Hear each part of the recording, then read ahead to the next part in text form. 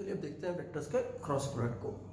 अगर हमारे पास दो वेक्टर्स हैं, वेक्टर ए और वेक्टर बी, और हम उनका क्रॉस प्रोडक्ट करते हैं, तो उसके लिए हमारे पास फॉर्मूला है vector A cross vector B equals to A का मैग्नीट्यूड इंटू बी का magnitude into sine theta into N cap. यहां पे थीटा जो है वो एंगल है ए और बी के बीच में।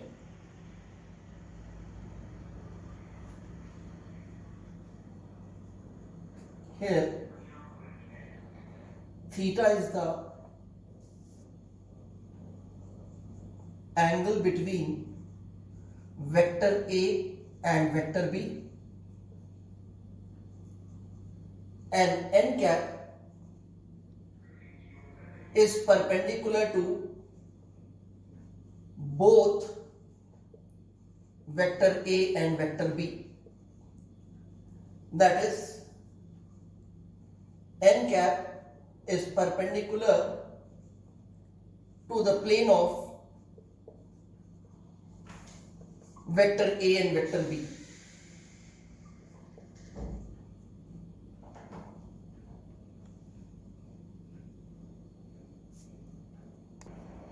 अब इसका मतलब क्या हुआ कि अगर वेक्टर ए और वेक्टर बी इस बोर्ड के प्लेन में प्रेजेंट है, मान लो ये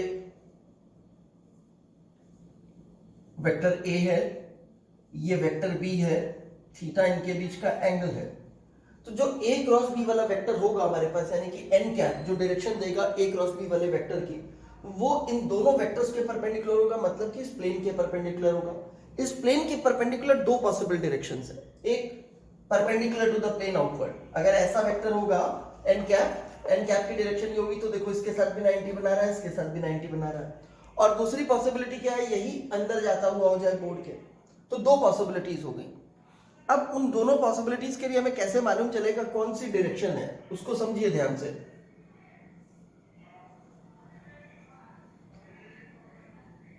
सपोज ये वेक्टर ए, ये वेक्टर बी है।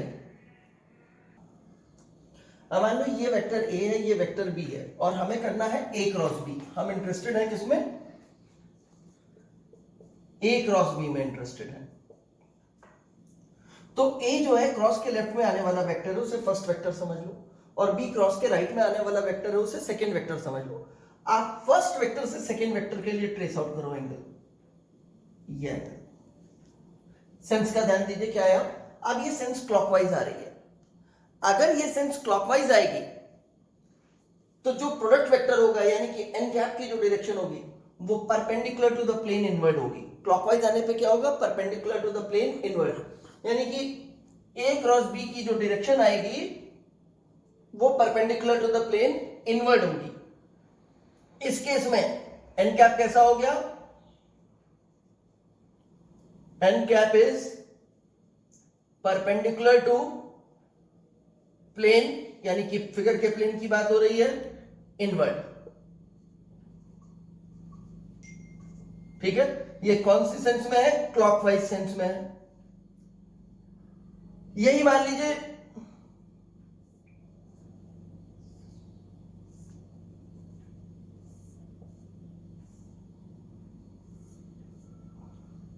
ये वेक्टर ए, ये वेक्टर बी है, और आप ए क्रॉस बी ही कर रहे हैं। अभी भी ए क्रॉस बी कर रहे हैं, तो आप ए से बी के लिए चले। अब ये एंगल ट्रेस आउट हुआ, किस सेंस में आया? ये एंटी क्लॉकवाइज आ गया। This is anti clockwise. ठीक है, थीटा कैसा होता है? इसमें क्लॉकवाइज था, इसमें थीटा कैसा हो गया? Anti clockwise. तो एन कैप इसके लिए कैसा हो जाएगा? एन कैप जो है is perpendicular to the plane outward. ठीक है, एक तो आप ऐसे याद कर सकते हैं। दूसरा हमारे पास है राइट हैंड थंब रूल। अगर सपोज हमारे पास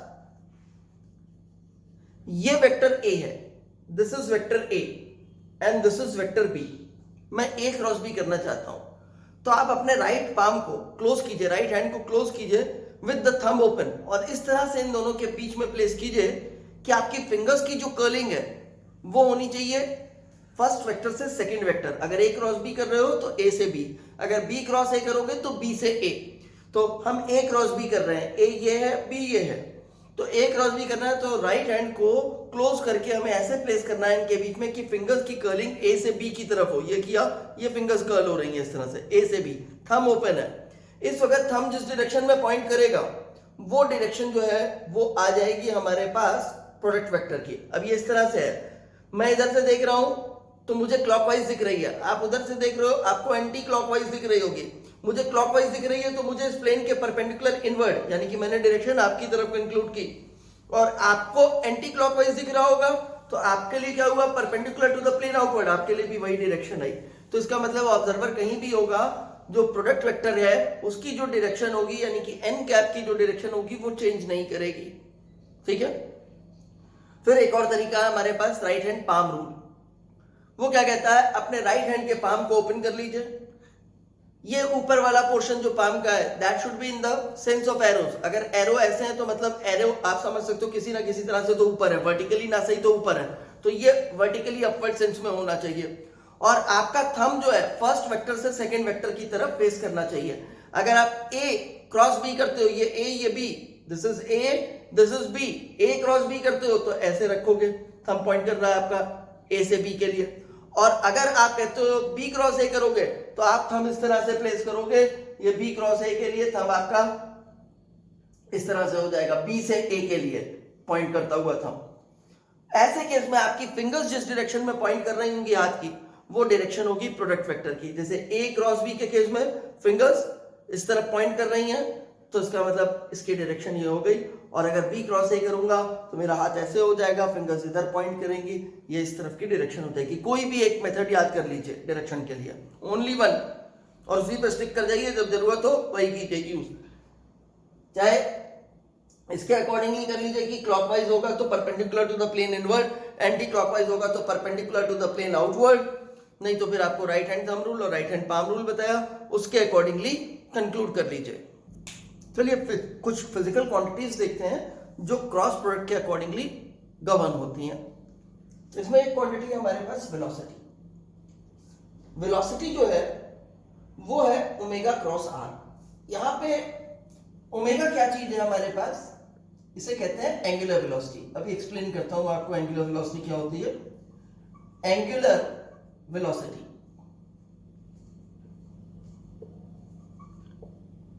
और ये आर क्या चीज है, रेडियस वेक्टर। ये भी बताता हूं अभी क्या होती है, एक एक करके समझते चलते हैं। देखो डिस्प्लेसमेंट के लिए आप जानते हो कि डिस्प्लेसमेंट क्या होती थी, डिस्प्लेसमेंट होती थी चेंज इन पोजीशन, यानी कि final position vector minus initial position vector.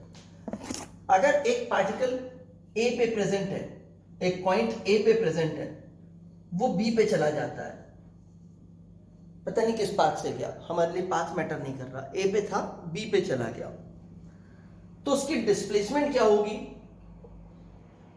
ए पॉइंट का पोजीशन वेक्टर ले लें, वो इनिशियल पोजीशन वेक्टर कहलाएगा। बी पॉइंट की पोजीशन को डिफाइन करने वाला वेक्टर बी का पोजीशन वेक्टर, यानी कि हमारे इस क्वेश्चन के लिए फाइनल पोजीशन वेक्टर कहलाएगा। फाइनल पोजीशन वेक्टर में से इनिशियल पोजीशन वेक्टर माइनस करेंगे तो वो डिस्प्लेसमेंट मिलेगी, which will be equal to the vector A B. उसके लिए हम कोई ओरिजिन मान लेते हैं, आप कहीं भी ओरिजिन ले सकते हो। सपोज ये ले लिया मैंने ओरिजिन, दिस इज ओरिजिन, तो इसका मतलब है ए का पोजीशन वेक्टर जो है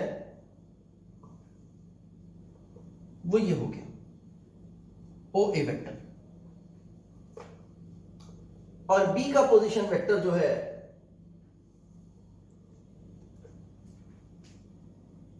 ये ओ बी वेक्टर हो गया। मान लो इनिशियल पोजीशन वेक्टर को मैंने r1 वेक्टर से डिनोट कर दिया और फाइनल पोजीशन वेक्टर को मैंने r2 वेक्टर से डिनोट कर दिया। जो डिस्प्लेसमेंट है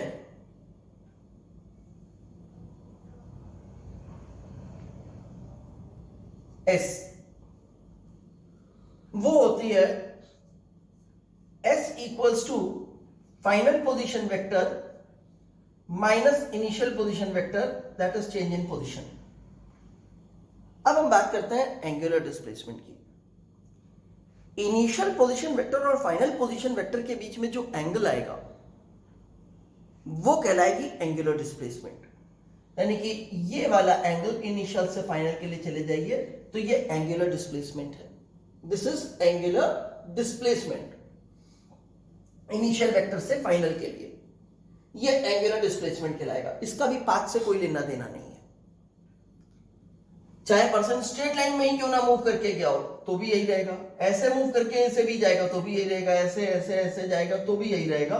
ना तो डिस्प्लेसमेंट चेंज हुई ना एंगुलर डिस्प्लेसमेंट चेंज होगी। अब अगली चीज एंगुलर डिस्प्लेसमेंट के लिए बहुत इंपॉर्टेंट कि एंगुलर डिस्प्लेसमेंट स्केलर क्वांटिटी है या वेक्टर क्वांटिटी है। तो समझ लीजिए कि अगर इसका मैग्नीट्यूड बहुत छोटा होगा तो ये वेक्टर कहलाएगी, अगर इसका मैग्नीट्यूड बड़ा हो जाएगा तो ये स्केलर कहलाएगी। ठीक है ना? For small magnitude angular displacement is a vector quantity and for large magnitude it is a scalar quantity. Small magnitude के लिए वेक्टर क्वांटिटी, बड़े मैग्नीट्यूड के लिए स्केलर क्वांटिटी। अब ऐसा क्या हुआ भाई कि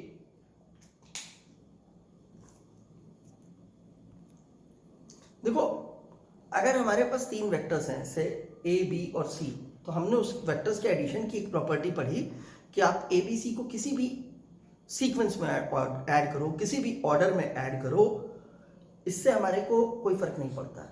आप ए में बी ऐड कर दो, पहले जो रिजल्ट है उसमें सी ऐड करो, या आप बी और सी पहले ऐड कर लो, उसको फिर ए वेक्टर में ऐड कर लो, तो भी वही रिजल्ट आएगा। तो मैं आपको ये चीज थोड़ा सा एक्सप्लेन करता हूं, ध्यान से समझिएगा। मैं आपको ये रीजन बेसिकली जो चीजें आप समझा रहा हूं वो इसलिए समझा रहा हूं कि आपको ये समझ में आए कि एंगुलर डिस्प्लेसमेंट छोटी है तो वेक्टर और बड़ी है तो क्यों वेक्टर नहीं है, उसके लिए मैं आपको ये चीजें बता रहा हूं।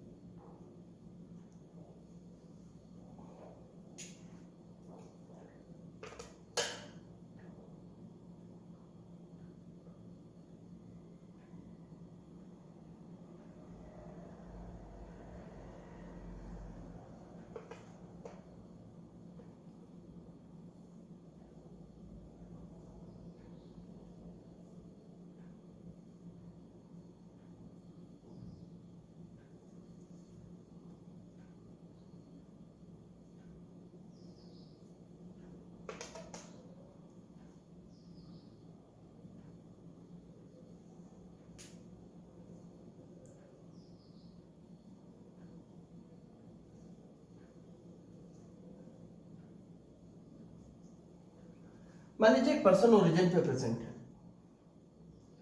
वो ओरिजिन से चलता है, ये कोई 1 यूनिट, ये कोई 2 यूनिट, ये भी 1 यूनिट, ये 2 यूनिट, 3 यूनिट, 4 यूनिट, इस तरह से वो चलता है और इस पॉइंट तक आ जाता है ओरिजिन से चल के। ऐसे उसकी डिस्प्लेसमेंट हुई S1। और अगर हम देखें तो S1 वेक्टर हमारे लिए हो गया I cap, 1 unit in x direction. फिर वो यहां से चलता है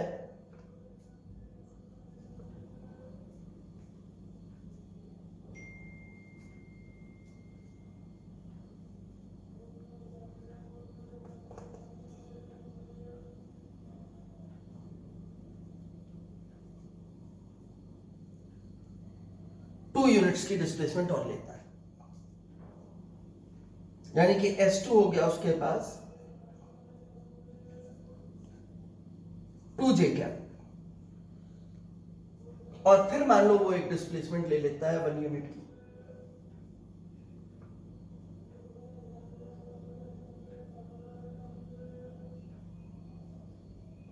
x डायरेक्शन में।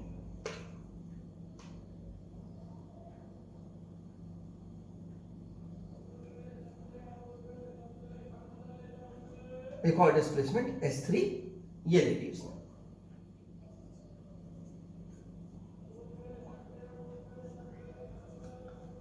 अब मान लो हम कहते हैं वो ऑर्डर बदलते हैं इनके चलने का, हम कहें नहीं जी पहले तो हम उसको भेजेंगे 2 यूनिट y में, यानी कि इधर भेज दिया हमने यहां से यहां, उसके बाद बोला हम ये वाला 1 यूनिट भेजेंगे, यहाँ आ गया। फिर कहा ये वाला यूनिट पहुंचा तो यही ना, चाहे पहले 2 यूनिट इधर चला जाए वाई वाला, उसके बाद ये वाला 1 यूनिट चला जाए, उसके बाद ये वाला 1 यूनिट चला जाए, पहुंचेगा तो वही ना, कोई चेंज नहीं हुआ हमारे पास ऑर्डर बदलने से। लेकिन एंगुलर क्वांटिटीज के साथ ये चीज नहीं है। एंगुलर क्वांटिटीज जब बड़ी हो जाती हैं तो वो इसी चीज को फॉलो नहीं करती हैं। देखिएगा, मैं आपको दिखाने की कोशिश करता हूं, समझिएगा। मैंने ये प्लेस किया, आप अच्छी तरह से इसकी इनिशियल पोजीशन ऑब्जर्व कर लीजिए। एप्पल का सिंबल दिख रहा है, आईफोन लिखा हुआ है, यानी कि मोबाइल का बैक साइड आपके सामने हो और ये लंबी वाली लेंथ इसकी वर्टिकल है इस वक्त। मैंने इसे एक डिस्प्लेसमेंट दी, बड़ी डिस्प्लेसमेंट 90 डिग्री की, ये 90 डिग्री की डिस्प्लेसमेंट हो गई इसकी, ठीक है, ये 90 डिग्री की डिस्प्लेसमेंट। इसके बाद मैंने इसको एक और 90 डिग्री की डिस्प्लेसमेंट दी इस तरह से, ये यहां आ गया, ओके। फिर मैंने एक 90 डिग्री की डिस्प्लेसमेंट दी इसे ऐसे। अब मोबाइल की ओरिएंटेशन आप देख रहे हैं कैसी है, ये लंबी वाली लेंथ ऐसे हो चुकी है और मोबाइल इस तरह से प्रेजेंट है। मोबाइल का जहां थंब लगाया जाता है वो ये वाली जगह है, आप देख सकते हैं इसमें, वो यहां पे प्रेजेंट है, ठीक है ना। तो इस तरह से ये प्रेजेंट है। अब मैं इसको फिर से देखता हूं कैसे कैसे डिस्प्लेसमेंट दी थी। एक बार इसको फिर से पहले वाली पोजीशन में लेके जाता हूं, फिर से आपको सेम डिस्प्लेसमेंट दिखाऊंगा। इस तरह से रखा था, एक डिस्प्लेसमेंट ऐसे दी 90 डिग्री, किस तरह से, ऐसे लेके गया। फिर एक डिस्प्लेसमेंट इसको ऐसे दी 90 डिग्री, ये। फिर एक इसको डिस्प्लेसमेंट एंगुलर इस तरह से दी 90 डिग्री, ये पोजीशन आ गई। ये पोजीशन क्या पहले वाले से सेम है? एक बार हम फिर से स्टार्ट करेंगे, फिर से देखिएगा। मैंने मोबाइल को इस तरह से प्लेस किया है, आपको सिंबल दिख रहा है इसका, एप्पल का, आईफोन लिखा हुआ है, इसको एक डिस्प्लेसमेंट 90 डिग्री की मैंने ये दे दी, ठीक है। इसी सीक्वेंस को याद रखिएगा। एक ये दी है सबसे पहले वाली, दूसरी इसको इस तरह से दे दी मैंने ये, और तीसरी इसे मैंने फिर पहले वाली सेंस की 90 दे दी है। अब मोबाइल इस तरह से आ गया आपके पास, यहां पे इसके थंब वाला, जहां पे थंब सेंसर है या फिंगर सेंसर है, वहां पे आया ये इस तरह से। मैं इसको वापस इसकी ओरिजिनल पोजीशन में रख देता हूं और फिर से इसकी डिस्प्लेसमेंट्स की बात करता हूं। एक डिस्प्लेसमेंट दी थी ऐसे, फिर एक ऐसे, फिर एक ऐसे, ठीक है ना। जैसे इसमें क्या था, पहले ऐसे गया था, फिर ऐसे गया था, फिर ऐसे गया था। लेकिन मैंने कहा इसमें ऑर्डर बदल दो, अगर पहले ही ऐसे चला जाए, फिर ऐसे चला जाए, फिर ऐसे चला जाए, तो मैंने कहा इसमें भी ऑर्डर बदलो, देखें क्या यही होता है। तो पहली डिस्प्लेसमेंट ये थी, दूसरी ये थी, मैंने कहा दूसरी पहले दे दो, ये पहले दे दी। अब कहा पहली वाली दे दो ऐसे, ये दे दी। अब कहा और पहले वाली दे दो ऐसे। अब आप देख रहे हो मोबाइल अपनी उस पोजीशन में नहीं है जहां पहले था, मतलब ऑर्डर बदलते ही चीजें बदल गई आपके लिए। लेकिन छोटा एंगल होता है, छोटा मैं बोर्ड पे दिखा नहीं पाऊंगा, आपको सिर्फ मेमोरी में रखना है। जब छोटा एंगल होता है तो क्या होता है, वो उस प्रॉपर्टी को होल्ड करता है, लेकिन एंगल का मैग्नीट्यूड जब बड़ा हो जाता है तो वो होल्ड नहीं करता है। अगर अब आपसे कोई पूछेगा एंगुलर डिस्प्लेसमेंट या एंगल स्केलर क्वांटिटी है या वेक्टर क्वांटिटी है, तो आप ध्यान रखेंगे कि angular displacement may be a scalar और may be a vector. It is treated as a vector when its magnitude is small. It behaves as a scalar if its magnitude is large. ठीक है, तो अब हमें मालूम चल गया। और एंगुलर डिस्प्लेसमेंट को हमने डिफाइन कैसे किया, angle between initial position vector and final position vector. Initial position vector ये, फाइनल पोजीशन वेक्टर ये, तो ये इसकी एंगुलर डिस्प्लेसमेंट हुई। अब ये एंगुलर डिस्प्लेसमेंट आपको किस सेंस में दिखाई दे रही है, क्लॉकवाइज या एंटी क्लॉकवाइज? एंटी क्लॉकवाइज दिखाई दे रही है, तो इसका मतलब है कि ये एंगुलर वेक्टर जो है आपका, एंगुलर डिस्प्लेसमेंट नाम का वेक्टर या एंगुलर डिस्प्लेसमेंट की जो डायरेक्शन है वो किस तरफ होगी, वो perpendicular to the plane outward होगी। एंटी क्लॉकवाइज दिख रहा है, एंगुलर डिस्प्लेसमेंट की डायरेक्शन ये है, it is an axial vector. आपको कहा था जो वेक्टर अपने प्लेन में नहीं होगा, दिखेगा आपको लगेगा प्लेन में है पर होगा नहीं उस प्लेन में, वो एक एक्सिस के अराउंड डायरेक्टेड होगा, परपेंडिकुलर टू द प्लेन होगा, वो एक्सियल वेक्टर होता है। तो एंगुलर डिस्प्लेसमेंट एक एक्सियल वेक्टर हो गया, ठीक है। अब एक सर्कल बना करके देखते हैं। मान लीजिए ये सर्कल है, एक पार्टिकल यहां से मूव करता है और यहां आता है, ये दोनों पॉइंट्स ए और B very close to each other है, ए से बी गया है, ये ओ है आपके पास, सच दैट अगर मैं ज्वाइन करूं तो ये आर्क और ये लेंथ लगभग इक्वल आती है। तो ये वाला एंगल बहुत छोटा एंगल हो गया, स्मॉल है, तो इसे मैं डी थीटा से डिनोट कर लेता हूं। ये लेंथ भी स्मॉल होगी, DL, dl is the magnitude of the displacement, ये रेडियस है r हमारे पास, तो dl equals to r d theta लिख देते हैं, ठीक है, dl equals to r d theta. इसी चीज को अगर हम वेक्टर के फॉर्म में लिखते हैं तो हम इसको वेक्टर के फॉर्म में कैसे लिखते हैं, dl एक तरह की डिस्प्लेसमेंट हो गई, a से b वाली डिस्प्लेसमेंट a b वेक्टर के बराबर, इसे हम लिखते हैं d theta vector cross r vector,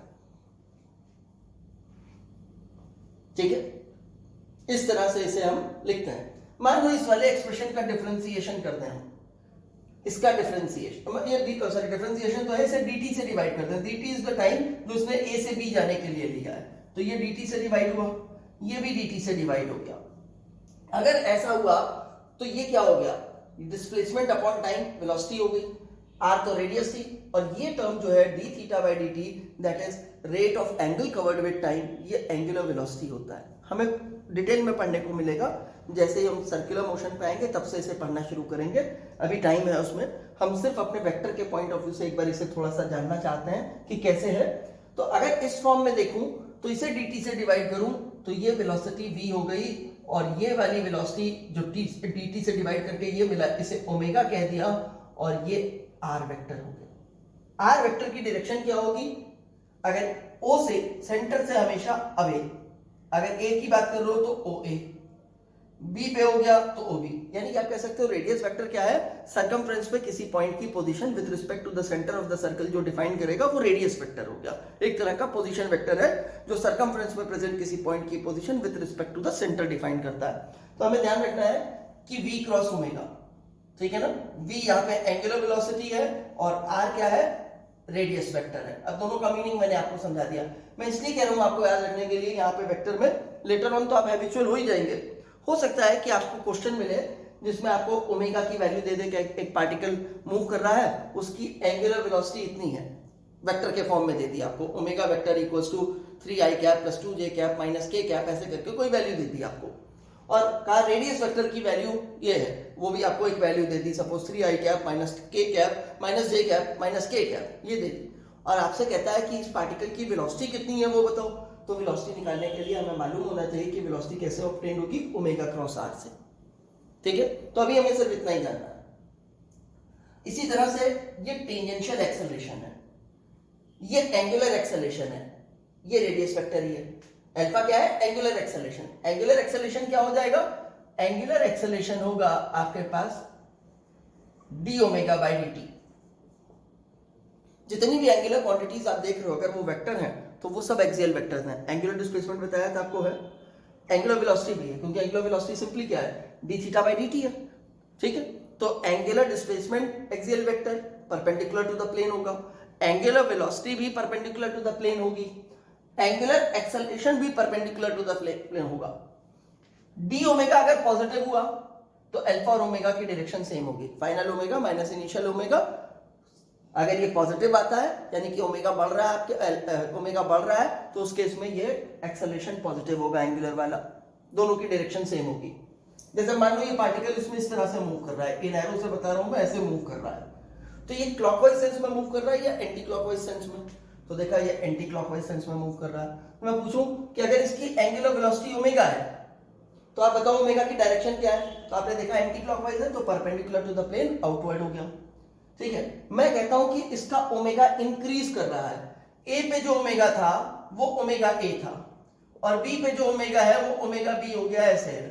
तो आप बताओ इसमें जो अल्फा है एंगुलर एक्सेलरेशन, उसकी डायरेक्शन क्या है। तो मैंने देखा फाइनल वाला बड़ा है, छोटा वाला इनिशियल वाला छोटा है, तो अगर डिफरेंस निकालूंगा omega B minus omega A करूंगा मैं, तो मेरे को जो डी ओमेगा मिलेगा वो पॉजिटिव मिलेगा, पॉजिटिव मिलेगा तो फिर अल्फा की डायरेक्शन तो डी ओमेगा की डायरेक्शन है, तो डी ओमेगा की डायरेक्शन वही हो गई जो ओमेगा ए या ओमेगा बी की थी इस केस में, ठीक है ना।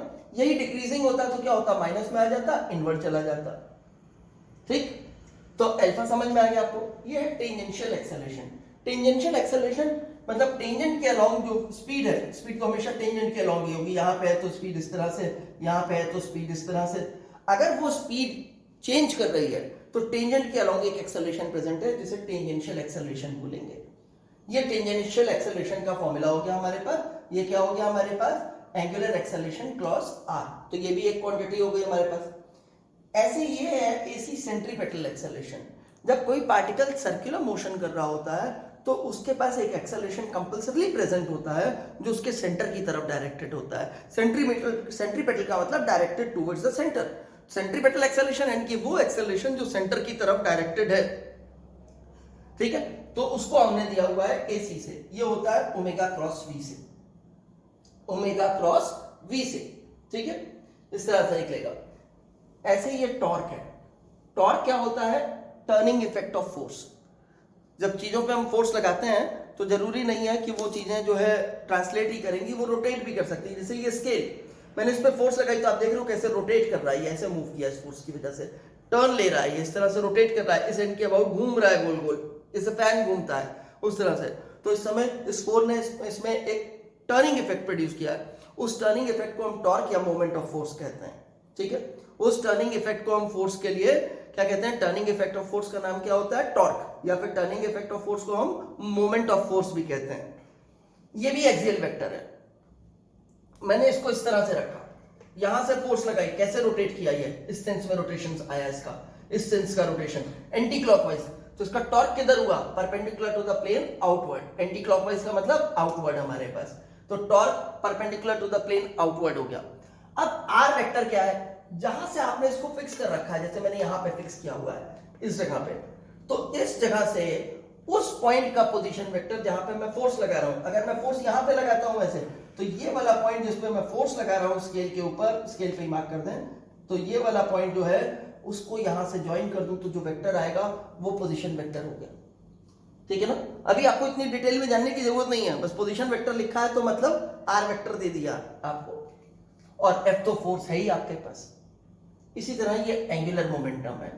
अब एंगुलर मोमेंटम क्या होता है, R cross P, P angular momentum that is MV, और आर जिस जगह पे पार्टिकल प्रेजेंट है उसकी पोजीशन डिफाइन करने वाला पोजीशन वेक्टर। जैसे मान लीजिए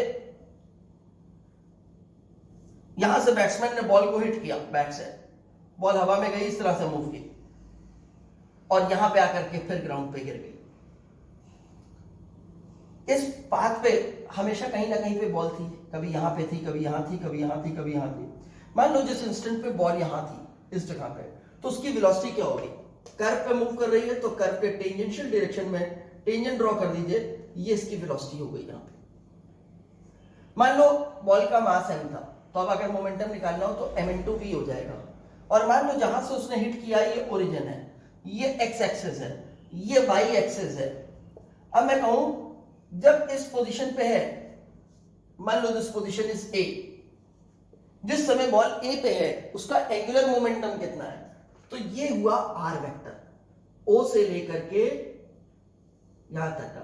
मैंने कहा angular momentum with respect to o कितना है, या एंगुलर मोमेंटम अबाउट o कितना है, तो अबाउट o या विद रिस्पेक्ट टू o मतलब बता रहा हूं किस पॉइंट के रिस्पेक्ट में, तो उस पॉइंट से जहां पे चीज प्रेजेंट है वहां तक का पोजीशन वेक्टर ये r हो जाएगा। ये r वेक्टर हो गया, ये आपके पास mv वेक्टर हो गया, यानी कि यही वाला वेक्टर आपके पास p वेक्टर हो गया। तो अगर आप ये वेक्टर क्रॉस ये वेक्टर करेंगे तो आपको एंगुलर मोमेंटम मिल जाएगा। अब देखो यहां से बॉल ऐसे चल रही थी, तो मतलब आप सोचो थोड़ी देर के लिए ये पोजीशन वेक्टर कैसे घूम रहा होगा। जब यहाँ पे रहा होगा तो ये पोजीशन वेक्टर ऐसे रहा होगा, फिर धीमे धीमे धीमे ऐसे घूमता जा रहा, ओरिजिन के अबाउट फिक्स कर रखा आपने। अब ऐसे समझो, मैं इसको यहाँ फिक्स कर देता हूँ, पहले पोजीशन वेक्टर ये था, अब ये यहाँ पे आया तो कैसे घुमाना पड़ा मेरे को, ये तो अब पोजीशन वेक्टर ये हो गया। स्केल को कैसे घुमाना पड़ा है, क्लॉकवाइज या एंटी क्लॉकवाइज, क्लॉकवाइज घुमाना पड़ रहा है, तो एल की डायरेक्शन क्या हो गई, perpendicular to the plane inward हो गई, ठीक है ना। आप क्रॉस प्रोडक्ट के अकॉर्डिंगली भी निकालोगे तो भी आपको यही मिलेगा। आर की डायरेक्शन यहाँ पे मार्क कर देता हूँ, ये आर की डायरेक्शन हो गई, ठीक है ना, इसको ऐसे करें, ये हो गई आर की, इस लाइन में आर की डायरेक्शन प्रेजेंट है। मैं आर क्रॉस पी कर रहा हूं, आर क्रॉस पी से मैं इस तरह से आया। अब ये सेंस कौन सी आई, क्लॉकवाइज या एंटी क्लॉकवाइज, आपको दिख रहा है कि ये सेंस जो है वो क्लॉकवाइज सेंस का पार्ट है, तो ये क्लॉकवाइज सेंस हो गई, क्लॉकवाइज हो गई। तो फिर इस वेक्टर आर और इस p का क्रॉस प्रोडक्ट करूंगा with r on the left of the cross and p vector on the right of the cross, तो ऐसे केस में मेरे को जो l वेक्टर मिल रहा है that will be perpendicular to the plane inward, ठीक है। बेसिकली आपको क्या ध्यान रखना है, जो फॉर्मूले बताए आपको क्वांटिटीज के वो याद रखने हैं, उनके टर्म्स याद रखने हैं कौन कौन से हैं। एक बार मैं फिर से 3 तो लिखे हुए हैं, 2 मैं लिख देता हूं। एक हमने लिखा था टेंजेंशियल एक्सेलरेशन का, टेंजेंशियल एक्सेलरेशन को हमने लिखा था अल्फा क्रॉस आर, ठीक है। फिर हमने एक लिखा था सेंट्रीपेटल एक्सेलरेशन का, जिसे हमने लिखा था ओमेगा क्रॉस वी। तो इस चैप्टर में आपको ज्यादा कुछ नहीं याद रखना है। वी क्या चीज है, लीनियर वेलोसिटी है, ओमेगा क्या है, एंगुलर वेलोसिटी है, आर क्या है, पोजीशन वेक्टर है, रेडियस वेक्टर है, एटी क्या है, टेंजेंशियल एक्सेलरेशन है, अल्फा क्या है, एंगुलर एक्सेलरेशन है, आर क्या है, वही जो ऊपर था रेडियस वेक्टर, एसी क्या है, सेंट्रीपेटल एक्सेलरेशन है, ओमेगा क्या है, वही जो ऊपर था एंगुलर वेलोसिटी, वी क्या है, ये वाली वेलोसिटी, ठीक है। और टाउ क्या है, टॉर्क यानी कि moment of force, turning effect of force, ये आर क्रॉस एफ से दिया जाता है। आर क्या, आर वो वाले पॉइंट की पोजीशन जिस पॉइंट पे फोर्स लग रही है। अगर इसको एक बार फिर से देख ले, मान लो ये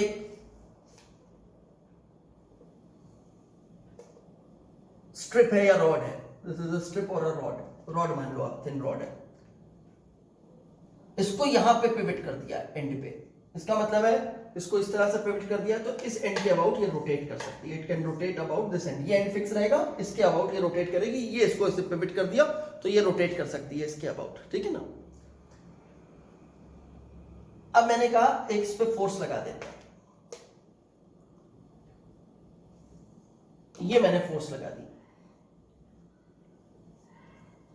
F, इस पॉइंट का नाम मान लो A है जहां पे फोर्स लगाई है, ये O है, तो जो OA वेक्टर है वो R वेक्टर हो गया, जहां पे पिवटेड था वहां से लेकर के जिस पॉइंट पे फोर्स लग रही है उस पॉइंट की पोजीशन डिफाइन करने वाला वेक्टर, यानी कि ये वेक्टर O से लेकर के यहां तक का ये वेक्टर आपके पास R वेक्टर हो गया। तो टर्निंग इफेक्ट कैसे मिलेगा हमारे को, R क्रॉस F, ये वाला वेक्टर क्रॉस F वाला वेक्टर। जरा देखें इनके बीच में एंगल कौन सा है, R पहला वेक्टर है तो R की डायरेक्शन ये है, उससे दूसरे वेक्टर F के लिए जाना है तो उसकी डायरेक्शन से यहां गए हम, ये आया हमारे पास। हम कैसे मूव कर रहे हैं, क्लॉकवाइज या anti clockwise, anti clockwise move कर रहे हैं कि क्लॉकवाइज मूव कर रहे हैं, तो देखा कहा भाई ये तो क्लॉकवाइज मूव कर रहे हैं, तो टॉर्क कैसा होगा, perpendicular to the plane inward होगा, ठीक है। क्लियर है ये चीज, R क्रॉस F किया हमने। लेकिन अब जब perpendicular to the plane invert करोगे, चलो अभी तो आप ऐसे ही समझो ये है हमारे पास, ठीक है ना, ये इसकी डायरेक्शन निकालने का तरीका होगा, हम R क्रॉस F करेंगे, जो भी आती होगी वो डायरेक्शन अपने आप आ जाएगी हमारे पास। तो अभी तो हमने बेसिक समझे कि कौन सी क्वांटिटीज को हमें ध्यान रखना है इस चैप्टर के अंदर कि एंगुलर है, हमें और भी क्वांटिटीज मिल जाएंगी जो क्रॉस प्रोडक्ट से मिलती होंगी, लेकिन हमें अभी इस चैप्टर में ज्यादा से ज्यादा इन्हीं 5 चीजों की जरूरत थी, वो मैंने आपको समझा दी है कि क्या होती थी। अब हम आगे समझते हैं कि क्रॉस प्रोडक्ट के बारे में कुछ इंपॉर्टेंट प्रॉपर्टीज की बात करते हैं। सबसे पहली चीज है कि जो क्रॉस प्रोडक्ट होती है वेक्टर्स की वो कॉम्यूटेटिव नहीं होती है, जबकि डॉट प्रोडक्ट कॉम्यूटेटिव थी। कॉम्यूटेटिव होने का मतलब क्या था, अगर हम A डॉट B कर रहे थे या हम B डॉट A कर रहे थे तो एक ही बात थी। ये तो डॉट प्रोडक्ट तो कॉम्यूटेटिव थी, लेकिन क्रॉस प्रोडक्ट कॉम्यूटेटिव नहीं है। इसका मतलब अगर आप A क्रॉस B करोगे और आप B क्रॉस A करोगे तो ये दोनों चीजें इक्वल नहीं होंगी, ठीक है। इनफैक्ट दोनों की डायरेक्शन में ही फर्क आएगा, क्योंकि अगर आप A क्रॉस B करोगे, सपोज यहां पे बना लेते हैं, इधर बना लेते हैं,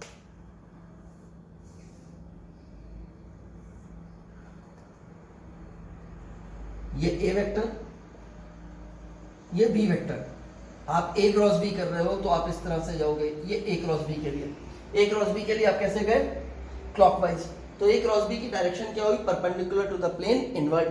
B क्रॉस A के लिए करोगे, ये किसके लिए देख रहे हो आप, A क्रॉस B के लिए देखा आपने ये। अगर आप B क्रॉस A करोगे तो आप ऐसे आओगे, ये B क्रॉस A के केस में आप देखोगे, तो B क्रॉस A के केस में आप कैसे जा रहे हो, इसमें इस तरह से गए थे क्लॉकवाइज था, और इसमें क्या जा रहे हो, एंटी क्लॉकवाइज जा रहे हो, तो इसका मतलब B क्रॉस A जो है वो प्लेन के आउटवर्ड हो गया और ये प्लेन के इनवर्ड हो गया। आउटवर्ड का सिंबल जो है डिनोट करने के लिए हम ऐसे यूज करते हैं, ये perpendicular to the plane outward. Inward के लिए सिंबल यूज करते हैं ये perpendicular to the plane inward. ये बेसिकली कुछ नहीं है। अब देखो कहीं रास्ते में जा रहे होते तो रोड पे कई बार बोर्ड लगे होते हैं, उसमें एरो लगा होता है, ऐसे एरो लगा हुआ है, एरो मार्क्ड है। मान लो हम जा रहे हैं, बोर्ड इस तरह से प्रेजेंट है और उस बोर्ड पे एक एरो इस तरह से मार्क्ड है, ठीक है ना, टर्न है थोड़ा सा आगे और लिखा हुआ है, सपोज यहाँ पे हम नारनौल से रेवाड़ी की तरफ जा रहे हैं, ऐसे लिखा हुआ है यहाँ से महेंद्रगढ़ 20 किलोमीटर सपोज, ठीक है ना, महेंद्रगढ़ 20 किलोमीटर। तो इसका मतलब बता रहा है कि इधर चले जाओगे तो 20 किलोमीटर, मतलब डायरेक्शन बताने के लिए तो आप एरो यूज करते हो, लेकिन इस एरो की लेंथ 20 किलोमीटर को नहीं रिप्रेजेंट कर रही है, वो अलग से लिखना पड़ा, क्योंकि उसी के बगल में हो सकता है कोई और एरो इसी डायरेक्शन में लगा हो जिसका साइज उतना ही बड़ा हो, 10 किलोमीटर लिखा हो। यहाँ पे वो वेक्टर नहीं है, वो सिर्फ डायरेक्शन बताने के लिए एरो बताया गया कि ये वाली डायरेक्शन आपको, ठीक है ना। तो हम एरो से बेसिकली डायरेक्शन बताते हैं, और एरो का आगे वाला पॉइंट देखो तो एकदम पॉइंटेड होता है, इस तरह से आया होता है, तो ये एरो का पॉइंट बना हुआ है। मतलब बाकी पूरा एरो बोर्ड के पीछे अगर ये एरो है तो बाकी पूरा एरो जो है ये उसकी टिप है, बाकी पूरा एरो जो है बोर्ड के पीछे आपको सिर्फ टिप दिखाई जा रही है ये, तो डायरेक्शन हो गई आउटवर्ड, ठीक है। और पीछे बो एंड एरो में जो एरोस बनते थे वो थ्रेड में अच्छी तरह से फिक्स हो जाए तो पीछे एक क्रॉस का साइन बना होता था ताकि थ्रेड उसमें फंस जाए, तो वो क्रॉस का साइन बना हुआ है। तो आपको ये पीछे जो क्रॉस का साइन ऐसे बना होगा ना, वो क्रॉस का साइन दिखाया गया है, और कैसे रखा गया है इसे क्रॉस का साइन बना करके आपको सिर्फ इतना दिखा दिया गया है, ये क्रॉस का साइन आपको दिख रहा है, तो पॉइंट किधर कर रहा है, एरो इनवर्ड, तो ये इनवर्ड के लिए हो गया और ये आउटवर्ड के लिए हो गया। ये इक्वल नहीं है, एनी हाउ इन दोनों के मैग्नीट्यूड इक्वल होंगे। आप ये कह सकते हो डायरेक्शन ही ऑपोजिट है, इनकी मैग्नीट्यूड इक्वल है, तो आप ये कह सकते हो कि जितना मैग्नीट्यूड इस वेक्टर का होगा उतना ही मैग्नीट्यूड बी क्रॉस ए का होगा, ऐसे। या फिर आप ऐसे लिख सकते हो कि A cross B equals to negative of B cross A होगा। डायरेक्शन ही तो ऑपोजिट है, मैग्नीट्यूड इक्वल है, तो ऐसे वेक्टर्स जिनकी डायरेक्शन ऑपोजिट और मैग्नीट्यूड इक्वल होता है वो एक दूसरे के नेगेटिव वेक्टर होते हैं। तो ए क्रॉस बी का नेगेटिव वेक्टर है बी क्रॉस ए, ठीक है। तो पहली प्रॉपर्टी हो गई कि क्रॉस प्रोडक्ट कॉम्यूटेटिव नहीं होती है। दूसरी चीज, क्रॉस प्रोडक्ट जो है वो डिस्ट्रीब्यूटिव होती है। अब क्रॉस प्रोडक्ट ये भी डिस्ट्रीब्यूटिव थी हमने ऐसे लिखा था डिस्ट्रीब्यूटिव के लिए A dot B plus C, तो इसे लिखा था A dot B plus A dot C. इसमें कोई फर्क नहीं पड़ता था ऑर्डर का, बी डॉट ए कर दो तो भी वही बात है, सी डॉट ए लिख दोगे इसकी जगह तो भी सेम रहेगा। लेकिन इसमें जब डिस्ट्रीब्यूटिव को होल्ड करोगे तो ऑर्डर का आपको ध्यान रखना पड़ेगा। कैसे? जैसे मैंने ये लिखा A cross vector B plus vector C, ये क्रॉस के लेफ्ट में आया है ए, तो इसे जब डिस्ट्रीब्यूटिव लॉ लगाओगे तो हर बार इसे क्रॉस के लेफ्ट में ही होना होगा। यानी कि ये चीज जो है वो कैसे होगी हमारे पास, ए क्रॉस बी, ए और बी में जब कराया तो ए को लेफ्ट में रखा क्रॉस के, प्लस फिर सी में कराएंगे तो ए क्रॉस सी ही लिखेंगे। अगर ये ऐसे होता, ऐसे ना होकर के ऐसे लिखा होता vector B plus vector C cross vector A, तो अब ए चला गया क्रॉस के राइट में, तो जब मल्टीप्लीकेशन करेंगे तो बी क्रॉस ए गया लेफ्ट में, अब राइट में, सॉरी पहले भी राइट में था अभी भी राइट में रहेगा क्रॉस के, प्लस सी क्रॉस ए, ये बनेगा आपके पास, ठीक है ना। तो ये डिस्ट्रीब्यूटिव प्रॉपर्टी को होल्ड करेगा, जिसमें ऑर्डर ऑफ द वेक्टर हमारे को सीक्वेंस ऑफ द वेक्टर की पोजीशन ऑफ द वेक्टर्स जो है वो स्ट्रिक्टली फॉलो करनी होगी, उनका ध्यान रखना होगा कि उसमें कहीं हम कोई गलती ना कर दें, ठीक है ना। तो स्ट्रिक्टली फॉलो करेंगे हम पोजीशंस को डिस्ट्रीब्यूटिव लॉ लगाने के लिए। किसी वेक्टर का उसी के साथ अगर हम क्रॉस प्रोडक्ट निकालते हैं तो वो जीरो वेक्टर देगा। अगर आप वेक्टर ए क्रॉस वेक्टर ए करोगे तो ये आपको जीरो वेक्टर देगा। क्यों देगा?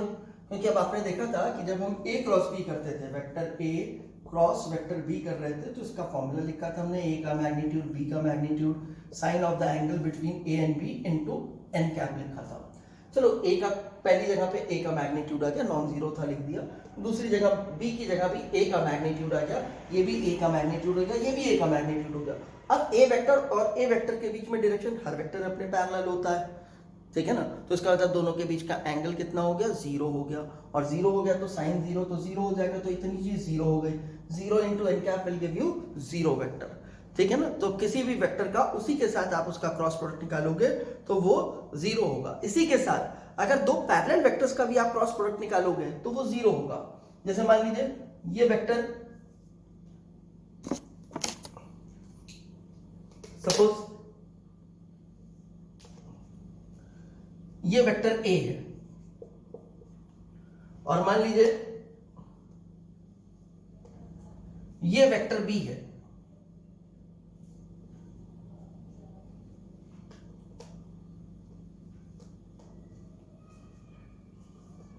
और ये वेक्टर सी है। चाहे आप ए क्रॉस बी करो, चाहे ए क्रॉस सी करो, चाहे बी क्रॉस सी करो, चाहे सी क्रॉस बी करो, रिजल्ट 0 ही रहेगा। कारण क्या है, अगर आप ए क्रॉस बी करते हो, इससे रिलेटेड बात कर रहे हो, ए क्रॉस बी करते हो तो वो 0 वेक्टर मिलेगा।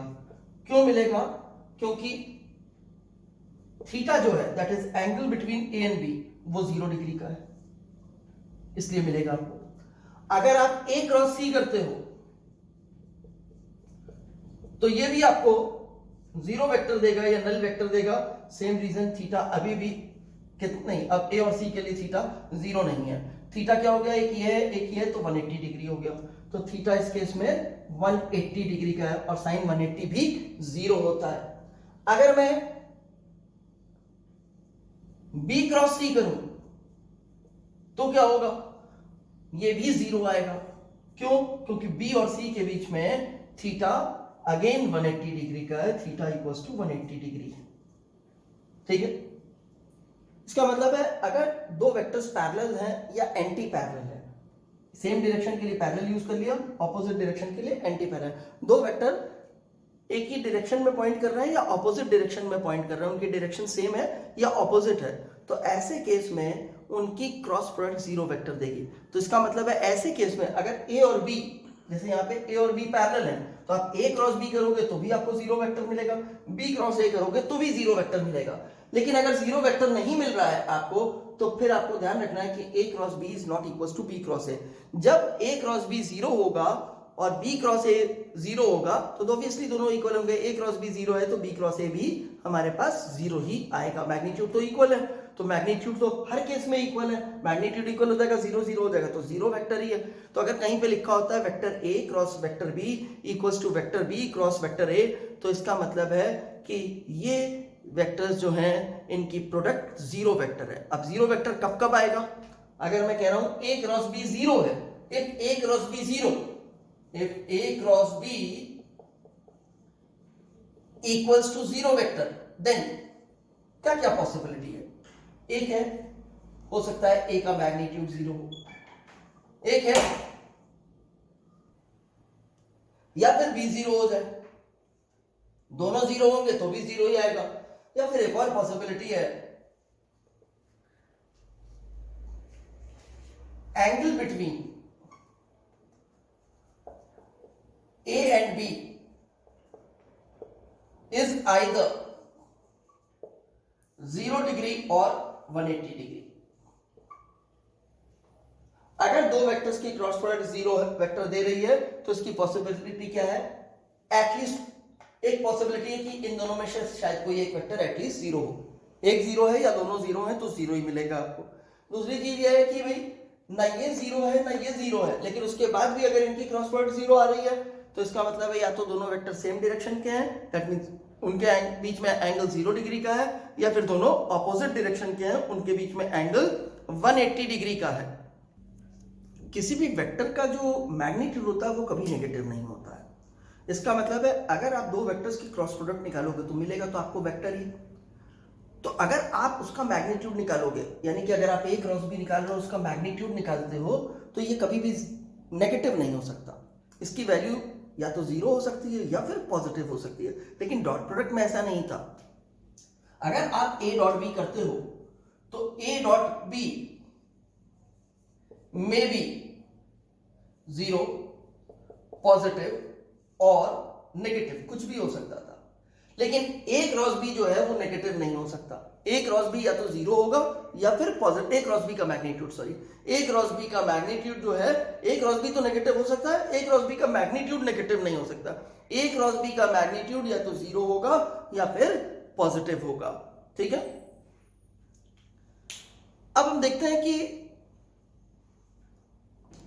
अब हम देखेंगे कि अगर आई कैप, जे कैप, के कैप के टर्म में है वेक्टर्स तो हम उनको किस तरह से मल्टीप्लाई करेंगे। पहले आपको एक चीज और बता दूं कि हमारा जो कार्टेशियन सिस्टम है, यानी कि coordinate system X Y Z axis वाला कार्टेशियन सिस्टम है, वो एंटी क्लॉकवाइज सिस्टम है, वो एंटी क्लॉकवाइज सिस्टम है। अब इस एंटी क्लॉकवाइज सिस्टम से मीनिंग क्या है, देखो ये मैंने बनाया पॉजिटिव एक्स एक्सिस को, ये बनाया मैंने पॉजिटिव वाई एक्सिस को, और जो प्लेन के परपेंडिकुलर होगा डॉट लगा दिया तो perpendicular to the plane outward हो गया, यानी कि ये वाली एक्सिस जो होगी इस तरह से निकली वो पॉजिटिव जेड एक्सिस है। ये मैंने तीनों एक्सिस मान की। अब हम समझते हैं कि एंटी क्लॉकवाइज सिस्टम कहने का मीनिंग क्या है हमारा। इनमें से किसी भी हम ऐसे चलते हैं, एक्स से वाई, वाई से जेड, जेड से एक्स, ये ऑर्डर रहेगा। ऑर्डर क्या होता है हमारा, एक्स से वाई का, वाई से जेड का, जेड से एक्स का, इसी ऑर्डर में देखना आपको, ठीक है। अगर आप किसी एक के पॉजिटिव पे प्रेजेंट हो जाते हैं, अपने को किसी एक्सेस की पॉजिटिव वाली जगह पे आप प्रेजेंट मानते हैं, जैसे मान लो ये जेड एक्सेस है, आप अपने को इस जेड एक्सेस के इधर ही प्रेजेंट हो, यहां मान रहे हो आप इधर प्रेजेंट हो। अब आपको जाना किधर से होता है, एक्स से वाई, जेड पे तो आप हो गए एक्स से वाई। जब आप एक्स से वाई चलोगे तो कौन सी सेंस में चल रहे हो आप, देखो पॉजिटिव एक्स से पॉजिटिव वाई, एंटी क्लॉकवाइज आया। चलो इसी तरह मान लो कि आप पॉजिटिव एक्स में प्रेजेंट हो, पॉजिटिव एक्स का मतलब आप इस बोर्ड के अकॉर्डिंगली देखें तो उधर खड़े हो गए। अब मैं वाई और जेड बना लेता हूं, ये वाई हो गया, ये जेड हो गया, आप उधर से देख रहे हो, ठीक है ना, पॉजिटिव एक्स में, मैं नेगेटिव एक्स में खड़ा हूं। तो अब मैं अगर मैं पॉजिटिव में खड़ा हूं, पहले तो मैं नेगेटिव से देखता हूं मुझे क्या दिखाई देता है, ये वाई है, ये जेड है, मुझे जाना है वाई से जेड, जाने का ऑर्डर यही रहेगा, फिक्स है आपका। मैं वाई से जेड गया, मैं तो नेगेटिव में खड़ा हूं, तो मुझे कैसे दिख रहा है, मुझे क्लॉकवाइज दिख रहा है। लेकिन अगर मैं ही अपनी पोजीशन बदल दूं, इधर आ जाऊं, तो अब मैं देखूं अगर मैं वाई से जेड जाऊं तो मुझे ये एंटी क्लॉकवाइज दिखने लगा, तो ये एंटी क्लॉकवाइज हो गया। इसी तरह अगर मान लूं मैं कि मैं पॉजिटिव वाई में प्रेजेंट हूं, मैं पॉजिटिव वाई में प्रेजेंट हूं, तो चलिए एक्स और जेड बना देता हूं मैं, ये एक्स हो गया, ये जेड हो गया, ठीक है, बोर्ड पे बना लेते हैं, ये तो बना ही हुआ है। और नहीं जेड नहीं बन पाएगा, बनाता हूं, चलिए ये मैंने एक्स और जेड बना दिया, ठीक ना, एक्स और जेड। अब मैं कहां प्रेजेंट मानूंगा अपने को, मैं अपने को प्रेजेंट मानूंगा पॉजिटिव वाई की पोजीशन पे ऊपर, और मुझे जाना कहां से कहां होगा, जेड और एक्स के लिए देखना है तो जेड से एक्स जाना होगा, मैं जेड से एक्स जाऊंगा तो इस तरह से घूमूंगा। ऊपर से अगर मैं इसी चीज को देखूंगा तो मुझे ये एंटी क्लॉकवाइज दिखाई देगी, इसे हम एंटी क्लॉकवाइज सिस्टम कह रहे हैं। This is what we are calling anti clockwise system, ठीक है ना, इसी को फॉलो करते हुए चलना है। अब देखिए क्या करना है, एंटी क्लॉकवाइज सिस्टम में है, पहले वाले स्टेप के लिए तो जरूरत नहीं है आपको, ये तो ऐसे ही हो जाएगा, लेकिन दूसरे स्टेप के लिए आपको इस चीज को समझना पड़ेगा, नहीं तो रट्टा भी लगा सकते हो, उतना ही काम चलता है, इतना कोई कंसेप्चुअल क्वेश्चन नहीं बनता इस पे। आई क्रॉस आई किया, सेम वेक्टर का सेम के साथ क्रॉस प्रोडक्ट कर रहे हैं तो जीरो वेक्टर ही मिलेगा। इसी तरह अगर मैं जे क्रॉस जे करूं तो भी मुझे जीरो वेक्टर मिलेगा, के क्रॉस के करूं तो भी मुझे जीरो वेक्टर मिलेगा, ठीक है। कारण इन दोनों के बीच का एंगल सेम डायरेक्शन हो गई, 0 डिग्री का है, ऐसे इसमें भी 0 डिग्री का एंगल, इसमें भी 0 डिग्री का। इनमें से किसी एक को नेगेटिव भी कर दोगे तो ज्यादा से ज्यादा क्या होगा, एंगल 180 डिग्री का हो जाए, और वो भी क्रॉस प्रोडक्ट में साइन 0 आए या साइन 180 डिग्री आए, रिजल्ट तो 0 ही होता है उसका, तो 0 ही मिलेगा। तो दिस इज जीरो वेक्टर, मैंने 0 लिखा तो उसे 0 वेक्टर कर दूं क्योंकि क्रॉस प्रोडक्ट से वेक्टर ही मिलता है। अब मैंने कहा अगर मैं आई क्रॉस के करूंगा, चलो आई क्रॉस जे की बात करते हैं, आई क्रॉस जे करूंगा तो मुझे अपने को प्रेजेंट कहां मानना होगा, एक्स और वाई की बात हो रही है, पॉजिटिव जेड से ऑब्जर्वेशन करूंगा, मैं पॉजिटिव जेड की पोजीशन से ऑब्जर्व करूंगा। तो अभी मैं खड़ा हो गया पॉजिटिव जेड में, आप भी पॉजिटिव जेड में, यही फिगर हो गया हमारे पास।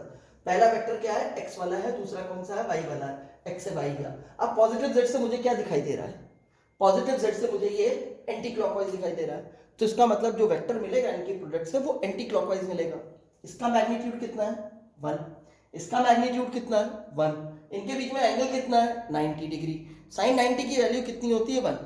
तो जैसे हम ए क्रॉस बी को लिखते थे, ए का मैग्नीट्यूड इंटू बी का magnitude into sine theta into N cap, तो ए का मैग्नीट्यूड ए की जगह पे ये था, 1 हो गया, बी का मैग्नीट्यूड बी की जगह पे ये था, 1 हो गया, और इनके बीच का एंगल साइन 90 वो भी 1 हो गया, 1 इंटू 1 इंटू 1 ये तो 1 हो गया। अब एन कैप रह गया, एन कैप के लिए तो डायरेक्शन ही है, डायरेक्शन आपने आउटवर्ड कंक्लूड किया है और वो जेड एक्सिस की डायरेक्शन है, यानी कि आई क्रॉस जे इक्वल्स टू के कैप हो गया। ठीक है, बिल्कुल सेम तरह से अगर आप जे क्रॉस के करोगे तो ये आई कैप होता है, और इसी तरह से अगर आप के क्रॉस आई करोगे तो ये जे कैप होता है। आप करके भी देख सकते हो, नहीं तो एटलीस्ट इसे मेमोरी में रखोगे कि आई क्रॉस जे के कैप होता है, जे क्रॉस के आई कैप होता है, के क्रॉस आई जे कैप होता है। ये चीज आप अपनी मेमोरी में अच्छी तरह से रखोगे। चलिए देखते हैं कि अगर वेक्टर ए जो है ए एक्स आई कैप प्लस ए वाई जे कैप प्लस ए जेड के कैप है, और वेक्टर बी बी एक्स आई कैप प्लस बी वाई जे कैप प्लस बी जेड के कैप है, और हमें a प्लस बी निकालना है, तो हम कैसे निकालेंगे, हम एक डिटर्मिनेंट बनाएंगे इस तरह से, जैसे मॉड की लाइन बनाते थे ऐसे दो बड़ी लाइंस बना देंगे, ये डिटर्मिनेंट का सिंबल है हमारे पास, ठीक है ना। ऐसे जो चीजें लिखेंगे हम वो रो कहलाएगी, यानी कि ये आई जे के कैप ये पहली रो में है आपके, A X A Y A Z दूसरी रो है, B X B Y B Z होगा ये तीसरी रो है आपके पास, ठीक है। तो हम कहते हैं ये डिटर्मिनेंट 3/3 का है। 3/3, पहला 3 जो है वो नंबर ऑफ रोज बता रहा है, और दूसरा 3 नंबर ऑफ कॉलम्स बता रहा है। नंबर ऑफ कॉलम्स कैसे है, ऐसे, ये पहली कॉलम है जिसमें I cap A X B X है, ये दूसरी कॉलम है जिसमें J cap A Y B Y है, ये तीसरी कॉलम है K cap A Z B Z. तो ये डिटर्मिनेंट जो है वो डिटर्मिनेंट कैसा है हमारा, 3/3 का डिटर्मिनेंट है। अब सबसे पहले समझते हैं बनाया कैसे है हमने इसे, कैसे क्या बनाना क्या है हमारे को। हम क्या कर रहे हैं, ए क्रॉस बी, चाहे आप ए क्रॉस बी कर रहे हो चाहे बी क्रॉस ए कर रहे हो, सबसे पहली रो तो आई कैप जे कैप के कैप की आएगी, प्रोवाइडेड कि ए और बी दोनों आई कैप जे कैप के कैप के टर्म में एक्सप्रेस्ड हैं। तो सबसे पहली रो क्या होगी, आई कैप जे कैप के कैप इसी सीक्वेंस में। दूसरी रो क्रॉस के लेफ्ट में जो वेक्टर आ रहा है, जैसे ए वेक्टर आया है यहाँ पे, उसमें जो आई कैप का कोफिशिएंट है वो आई कैप के नीचे, जो जे कैप का कोफिशिएंट है वो जे कैप के नीचे, जो के कैप का कोफिशिएंट है वो के कैप के नीचे। साइन लेने हैं, अगर मान लो यहाँ पे माइनस होता है तो ये मैं माइनस में सब्सटीट्यूट कर रहा होता, जिसके आगे जैसा साइन वो साइन हमारे को कंसिडरेशन में रखना है। फिर तीसरी रो जो क्रॉस के राइट में वेक्टर आ गया, उसमें जो आई कैप जे कैप के कैप के कोफिशिएंट्स हैं उन्हें रिस्पेक्टिवली आई कैप जे कैप के कैप के नीचे प्लेस करना है। आई कैप के नीचे बी एक्स आ गया, जे कैप के नीचे बी वाई आ गया, के कैप के नीचे बी जेड आ गया। हम पहले तो सिर्फ इतना अरेंजमेंट कर देंगे, ठीक है। फिर दूसरी बार जब करेंगे तो हम एक छोटा डिटर्मिनेंट बनाएंगे, ये बनाया छोटा डिटर्मिनेंट, इसमें लिखेंगे बाहर डिटर्मिनेंट के आई कैप, यानी कि हम इसका एक्सपेंशन कर रहे हैं फर्स्ट रो के रिस्पेक्ट में, फर्स्ट रो के रिस्पेक्ट में। तो पहला लिख दिया हमने आई कैप, और डिटर्मिनेंट के अंदर क्या फिलअप करना है। अब आई कैप आपके इस डिटर्मिनेंट में जिस रो में था और जिस कॉलम में था उसके एलिमेंट्स को छोड़ दो। किस रो में था, इस रो में, इसके एलिमेंट्स को नहीं लेना है। किस कॉलम में था, इसमें, ये भी नहीं लेना है। तो ये छूट गया आपके पास इतना, और ये छूट गया, बाकी जो बचे वो ये 4 एलिमेंट बचे, इन 4 एलिमेंट का आपको डिटर्मिनेंट बना लेना है। ए वाई था, फिर ए जेड था, बी वाई था, बी जेड था, फिर माइनस का साइन लगाना। पहले वाले डिटर्मिनेंट में प्लस का साइन था, दूसरे वाले में माइनस का साइन है। अभी एक्सप्लेन करूंगा क्यों माइनस का साइन है, तो ये माइनस का साइन है। फिर दूसरा डिटर्मिनेंट बनाया, उसके बाहर लिख दिया जे कैप। अब जे कैप जिस रो और जिस कॉलम में आ रहा है उसके एलिमेंट्स को नहीं लिखना आपने, तो जे कैप इस रो में आया और इस कॉलम में, तो ये कॉलम छूट गई और ये एलिमेंट्स छूट गए। अब यहाँ पे बचा ए एक्स वो लिख दिया, ए जेड वो लिख दिया, बी एक्स बी जेड लिख दिया, ठीक है। पहला प्लस में, दूसरा माइनस में, तीसरा फिर प्लस में। अब इसको कैसे लिखा हमने, इसके बाहर लिखा के कैप। अब के कैप लिखा तो के कैप जिस रो में है ये वाली और जिस कॉलम में है ये, इनको छोड़ दो, बाकी के एलिमेंट्स कंसिडर करो। तो A X A Y B X B Y ये लिख दिया हमने, ठीक है। एक्चुअली में क्या है, एक चीज मैंने लिखा नहीं हुआ है, हर डिटर्मिनेंट से पहले ऐसे था -1 की पावर r प्लस सी। r का मतलब रो नंबर और c का मतलब कॉलम नंबर। जैसे सबसे पहला एक्सपेंशन आपने आई कैप के टर्म में लिखा हुआ है, तो आई कैप जिस रो को बिलोंग करता है और जिस कॉलम को बिलोंग करता है उनके नंबर्स ले लो। किस रो को बिलोंग करता है आई कैप? फर्स्ट रो को। कॉलम कौन सी है? फर्स्ट। तो ये भी 1 हो गया, ये भी 1 हो गया। 1 + 1 2 आया, -1 का स्क्वायर किया आपने तो आपको प्लस में मिला। जब यहां पे आप गए जे के लिए, तो जे किस रो को बिलोंग करता है? रो तो पहली है, कॉलम कौन सी हो गई? दूसरी। तो 1 + 2 3 आया, -1 की पावर आपने 3 किया तो -1 आया, उसका माइनस प्लेस कर रखा है। फिर यहां के कैप किस रो को और किस कॉलम को बिलोंग करता है? रो तो पहली है, कॉलम तीसरी है, तो रो पहली और कॉलम तीसरी। 1 + 3 4, -1 की पावर इवन है अगेन, तो आपके पास प्लस में रिजल्ट आएगा। ये प्लस में आ गया हमारे पास। हम इस तरह से करते हैं इसका एक्सपेंशन। अब आगे देखते हैं इसको कैसे लिखना है हमारे को।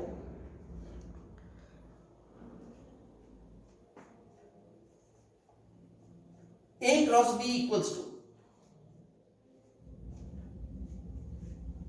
सबसे पहले एलिमेंट को डायगोनली मल्टीप्लाई करोगे इस तरह से, आपको मिलेगा AY BZ। फिर ये डायगोनल मल्टीप्लिकेशन करोगे, ये मिलेगा BY AZ। पहले वाले का जो रिजल्ट आया था, दूसरे वाले का जो रिजल्ट आया, माइनस कर दो पहले में से दूसरे को। आई कैप आपने बाहर लिखा हुआ था, आई कैप लिख लो। माइनस का साइन एज इट इज अपनी जगह पे, बिल्कुल सेम तरीके से पहले ये मल्टीप्लिकेशन किया, AX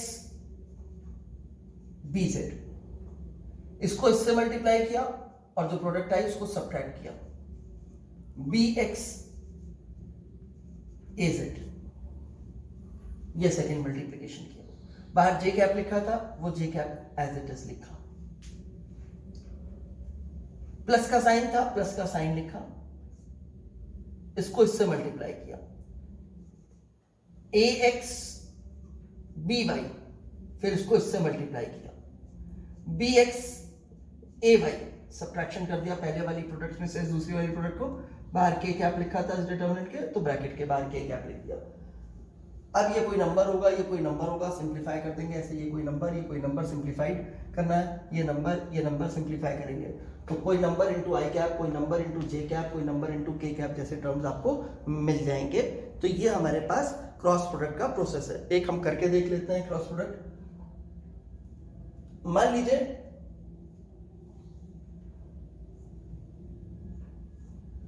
वेक्टर ए मेरे को गिवन है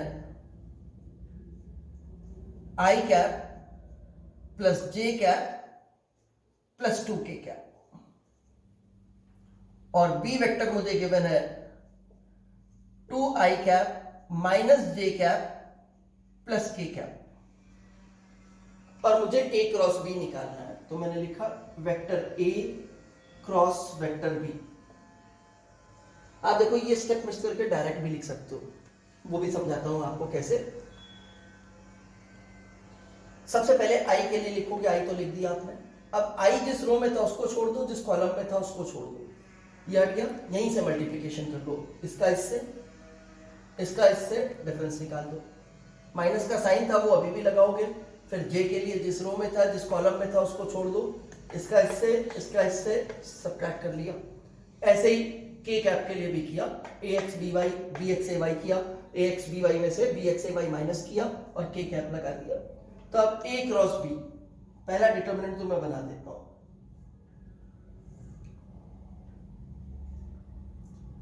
फर्स्ट रो की तो कोई प्रॉब्लम नहीं, आई कैप जे कैप के कैप लिख दिया मैंने। अब पहला वेक्टर a है, a में आई कैप का कोफिशिएंट 1, जे कैप का कोफिशिएंट 1, के कैप का कोफिशिएंट 2। दूसरे वेक्टर बी के लिए आई कैप का कोफिशिएंट 2, जे कैप का कोफिशिएंट -1, के कैप का कोफिशिएंट 1 इक्वल्स टू,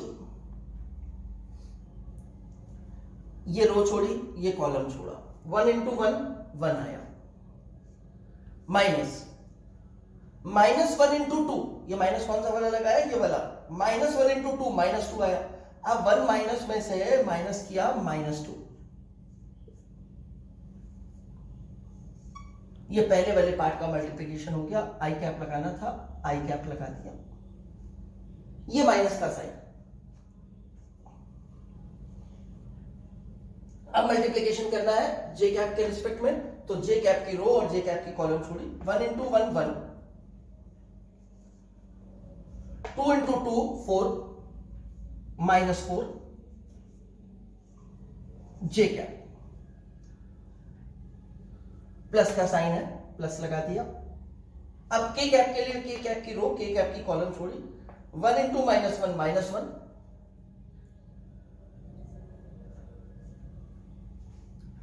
2 इंटू 1 2, -2।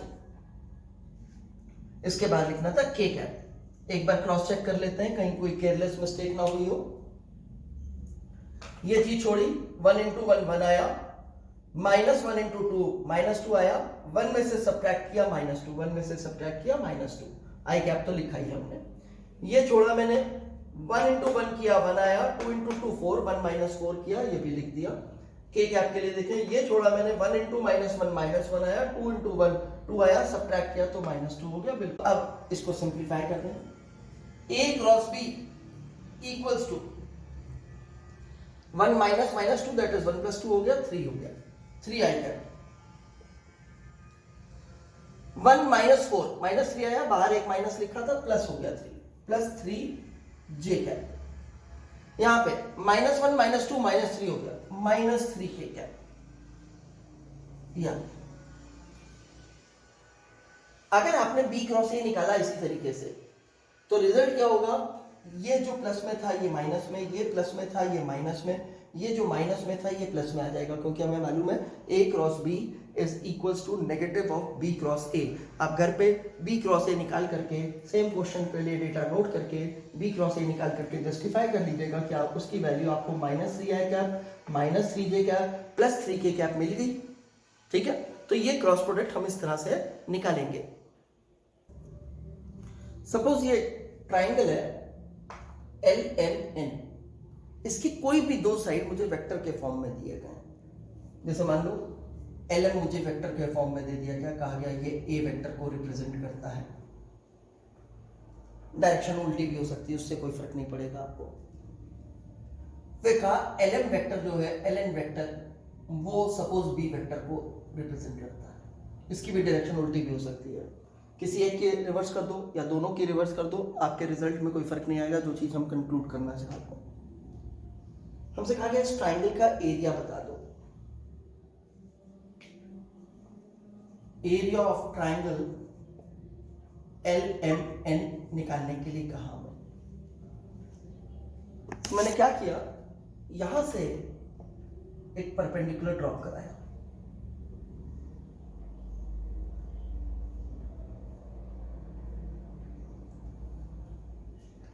और ये एंगल मैंने अज्यूम कर लिया कि थीटा है। पता नहीं है मुझे ये एंगल कितना है, मैंने अज्यूम कर लिया, मान लिया कि ये एंगल थीटा है। अब मैंने राइट एंगल ट्राइंगल यूज किया NLP, ये वाला राइट एंगल ट्राइंगल। यहां से यहां तक की लेंथ तो b का मैग्नीट्यूड हो गई आपके पास, एरो की लेंथ मैग्नीट्यूड को रिप्रेजेंट करती थी, यानी कि हाइपोटेन्यूज की लेंथ पता है, थीटा के ऑपोजिट वाले साइड की लेंथ निकालनी है। ऑपोजिट अपॉन हाइपोटेन्यूज यानी कि परपेंडिकुलर अपॉन हाइपोटेन्यूज, ये साइन थीटा होता है, तो परपेंडिकुलर कितना हो जाएगा, हाइपोटेन्यूज इनटू साइन थीटा। तो ये वाली चीज हो गई आपके पास लेंथ b साइन थीटा। अब हमें मालूम है कि किसी ट्राइंगल का एरिया होता है हाफ बेस इनटू हाइट। मैंने हाफ लिखा, बेस की जगह मैंने लिखा LM, कि ये लेंथ जो है L से M तक की वो बेस है, और हाइट की जगह मैंने लिखी NP को, NP इसकी हाइट है। Now area of triangle LMN equals to half, तो मैंने एज इट इज रहने दिया। LM का मतलब A का मैग्नीट्यूड हो गया, तो इसे मैंने A के मैग्नीट्यूड से रिप्लेस कर दिया। NP मतलब B साइन थीटा हो गया।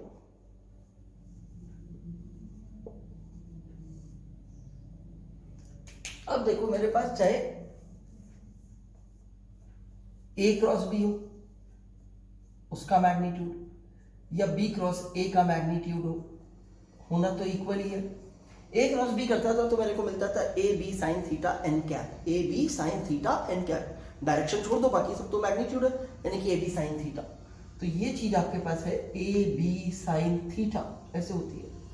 इसका मतलब है ये तो AB साइन थीटा, इतना टर्म तो मुझे वेक्टर A और वेक्टर B के क्रॉस प्रोडक्ट के बराबर का मैग्नीट्यूड मिल रहा है। तो इसी चीज को मैं लिख सकता हूं area of triangle LMN equals to half magnitude of vector A cross vector B। आप इसे half magnitude of B vector cross A vector भी कर सकते हो, B क्रॉस A का मैग्नीट्यूड भी लिख सकते हो इसी चीज को। तो ये ट्राइंगल का एरिया निकालने का तरीका हो गया अगर हमें उसके दो साइड्स वेक्टर के फॉर्म में दिए होते हैं तो।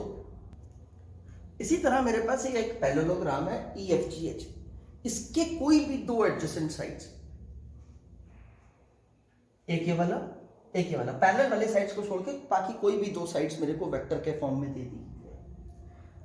जैसे मान लो ये मुझे दे दिया वेक्टर A है और ये मुझे दे दिया वेक्टर B है, और मुझे कहा गया इसका एरिया निकाल दो। मैंने H से यहां से परपेंडिकुलर ड्रॉप कराया, जैसे पहले ट्राइंगल में किया था, बिल्कुल सेम वे में ये परपेंडिकुलर ड्रॉप कराया, और जैसे उसमें दो वेक्टर्स के बीच में एंगल थीटा मान लिया था, यहां भी उसे थीटा मान लिया इस एंगल को। तो अब ये वाली लेंथ B साइन थीटा हो गई हमारे पास। हमें मालूम है पैरेललोग्राम का एरिया बेस इनटू हाइट होता है। एरिया ऑफ पैरेललोग्राम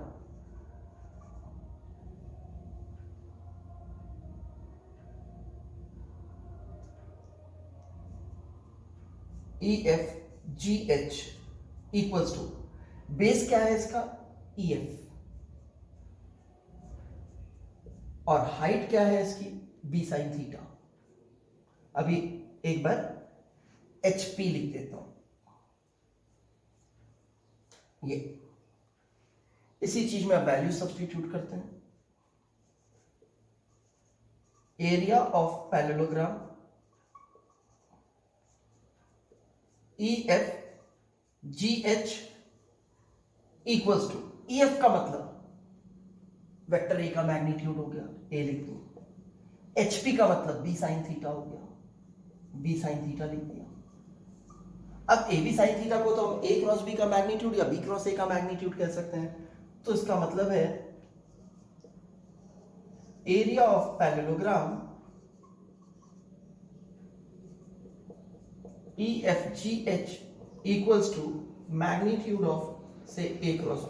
आप चाहें तो इसे magnitude of B cross A भी कह सकते हैं। ये हमारे पास पैरेललोग्राम के एरिया के लिए रिजल्ट हो गया। इसी तरह अगर इस पैरेललोग्राम की दोनों डायगोनल्स हमारे को वेक्टर के फॉर्म में दी होती, मान लो ये वाली डायगोनल D1 वेक्टर और ये वाली डायगोनल D2 वेक्टर दी होती, डायरेक्शन कुछ भी हो सकती है, इधर से इधर, इधर से इधर, या F से H या H से F, उससे कोई फर्क नहीं पड़ेगा।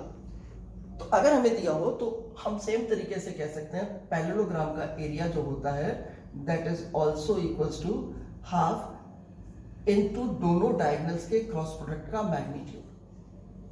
D1 और D2 उसकी दो डायगोनल्स थी, D1 वेक्टर और D2 वेक्टर से दो डायगोनल्स रिप्रेजेंटेड थी, तो ऐसे केस में half the magnitude of the product of the magnitude of the cross product of the diagonal vectors will also give the area of the parallelogram। चलिए हमसे कह रहा है find the torque of the force F vector equals to -2i cap plus j cap plus 2k cap Newton about origin। The position vector of point of application of force is r vector equals to this much। ठीक है, इसका मतलब जिस point पे force लग रही है, मान लो ये ओरिजिन है, ये ओरिजिन है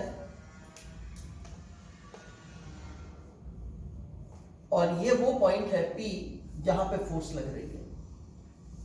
अब पता नहीं मुझे फोर्स कैसी है, मैं कुछ भी मार्क कर देता हूं कि मान लो ये फोर्स लग रही है इस तरह से, ये फोर्स है। तो जिस पॉइंट पे लग रही है उसका पोजीशन वेक्टर यानी कि ये वाला वेक्टर आपको गिवन है, ये आर वेक्टर है। हमें टॉर्क निकालना है, हमें ज्यादा कुछ नहीं करना है, ये तो मैंने वैसे ही समझाने के लिए एक बार आपको आर वेक्टर फिर से क्लियर हो जाए क्या होता है इसलिए किया था। हमें तो बेसिकली ध्यान रखना है कि टॉर्क होता क्या है। टॉर्क के लिए मैंने आपको फॉर्मूला बताया था आर क्रॉस एफ होता है। आपको ये फॉर्मूला ध्यान होना चाहिए कि आर क्रॉस एफ होता है। इससे ज्यादा टॉर्क क्या होता है, क्या करेगा क्या नहीं करेगा, वो सब हमारी अभी नहीं भी है नॉलेज तो भी चलेगा, लेकिन हमें ये जरूर मालूम होना चाहिए कि इसका फॉर्मूला आर क्रॉस एफ होता है। तो अब टॉर्क निकालने के लिए टाउ इक्वल्स टू, डिटरमिनेंट बनाया मैंने, सबसे पहला वेक्टर आर है तो पहला रो तो आई कैप जे कैप के कैप लिख दिया मैंने। 2 3 1, यहाँ पे 2, यहाँ पे 3, यहाँ पे 1। फिर दूसरे में मेरे पास आएगा यहाँ पे -2, यहाँ पे 1, यहाँ पे 2, ये आ गया। यूनिट दोनों के मैं मल्टीप्लाई कर देता हूँ, न्यूटन मीटर, तो ये लिख दिया मैंने न्यूटन मीटर। ये टॉर्क है। तो टॉर्क इक्वल्स टू पहली रो और पहली कॉलम मैंने छोड़ दी। अब मुझे दिख रहा है 3 × 2 6 और ये 1 मिल रहा है। 6 में से 1 माइनस किया 5 आई कैप, ठीक है। फिर मैंने ये हटा दिया। अब मुझे क्या दिख रहा है 2 × 2 4, ये -2, 4 - -2 6 हो गया, लेकिन एक ब्रैकेट के बाहर भी माइनस होता था तो -6 के कैप हो गया, ठीक है। फिर ये हटाया मैंने तो 2 × 1 2 और ये -6, तो 2 - -6 8 हो गया, ये जे था 8 के कैप। न्यूटन मीटर एक बार फिर से चेक कर लें हम। आई कैप के लिए किया 3 × 2 6, ये लिखा मैंने 6, ठीक है। 1 × 1 1, सब्ट्रैक्शन करना था, माइनस किया, 6 - 1 5 लिखा, ठीक। फिर ये हटाया मैंने, कहा 2 × 2 4 आया,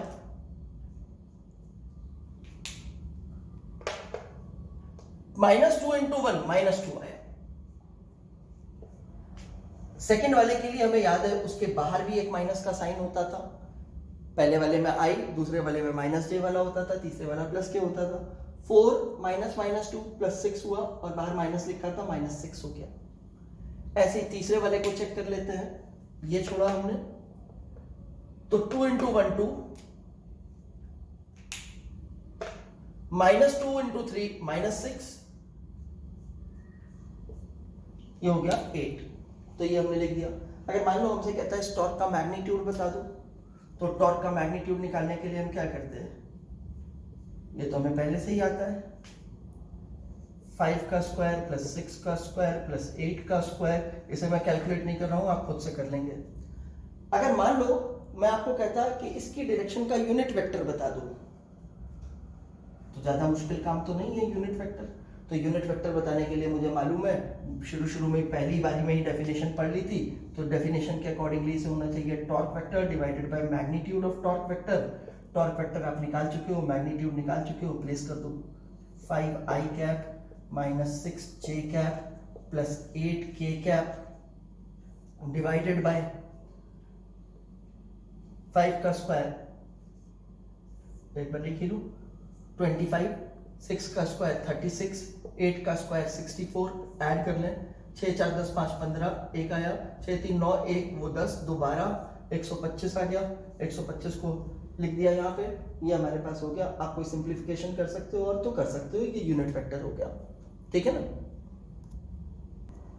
मान लो इस क्वेश्चन को तो भूलो, उसकी जगह आपके पास जो है ऐसे दिया हुआ है कि एक वेक्टर है a, ये दे दिया आपको, और एक वेक्टर है मान लो b, ये मुझसे कह देता है कि यूनिट वेक्टर निकालो जो a और b दोनों के परपेंडिकुलर होता है। यूनिट वेक्टर निकालो जो ए और बी के दोनों के परपेंडिकुलर होता है। अब हमें मालूम है अगर मैं ए क्रॉस बी करूं या बी क्रॉस ए करूं तो जो वेक्टर मिलेगा वो ए के भी परपेंडिकुलर होगा, बी के भी परपेंडिकुलर होगा। तो इसका मतलब है ऐसे केस में आप क्या करो, आप ए क्रॉस बी निकाल दो या फिर बी क्रॉस ए निकाल दो, ठीक है। इससे तो वेक्टर मिल गया, यूनिट वेक्टर निकालना है तो इसी के मैग्नीट्यूड से डिवाइड कर दो, इसी के मैग्नीट्यूड से डिवाइड कर दो। डिनोमिनेटर तो दोनों का सेम रहेगा, मैग्नीट्यूड दोनों जगह सेम आएगा, यूनिट वेक्टर मिल जाएगा इससे आपको। बस एक वेक्टर की डायरेक्शन अगर इनवर्ड होगी तो दूसरे की आउटवर्ड होगी, ऐसे करके होगा आपके पास। तो इस तरह से हम यूनिट वेक्टर निकाल सकते हैं। आज जो असाइनमेंट पोस्ट होगी दोनों वेक्टर्स देखने के, दोनों मतलब लेक्चर्स देखने के बाद लगाइएगा उसे।